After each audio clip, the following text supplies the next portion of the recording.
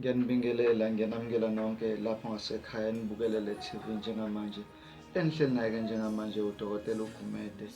Ngizonethulela-ke umsebenzi walapha ekhaya. Umsebenzi walapha ekhaya zikhona-ke iwasho, i-healing power, kanti-ke zikhona newasho eyisiza umuntu ohlushwa abathakathi ongalali ebusuku asebenzise lona lezo yiwasho usawuthi awusebenzise athole ukusizakala ukuze alale kahle ngokuphepha. Kunabantu-ke abafisa ukuthi bathathe imisebenzi bakwazi ukuthi amabhizinisi abakhule aye phambili. Abeze balanda iy'gubhu kaGumede, khona iy'gubhu zemali.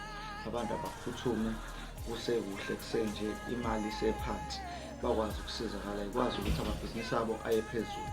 Kule channel-ke ngisiza wonke umuntu ofisa ukuthi asondele nebhizinisi yakhe naye abese advertise khona la kuyile TV le DMG TV4 ila uzosithola khona-ke. Njengamanje wonke umuntu-ke akenze sure ukuthi ubuka la aqede asubscribe ukuze azokwazi ukuthi yonke into esiyifakayo la kule TV abese yayithola. Ngiyabonga kubona wonke nje umuntu-ke osubscribe-ayo njengamanje.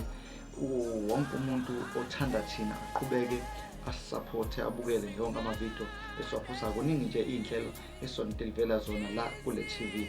Le TV iphethe yonke uhlobo lento, uhlelo labantu abasha, uhlelo labantu abadala, iy'nhlelo zey'nyanga, iy'nhlelo zezenkolo, yonke lento leyo nizoyithola. Kodwa-ke ngicela ukuthi nina nje nisubscribe ukuze ngibone ukuthi nina niyimisela kangakanani ukuthi i-DMG iqhubeke iye phambili. Ngiyabonga, ngibonga kuwona wonke umuntu obukile njengamanje.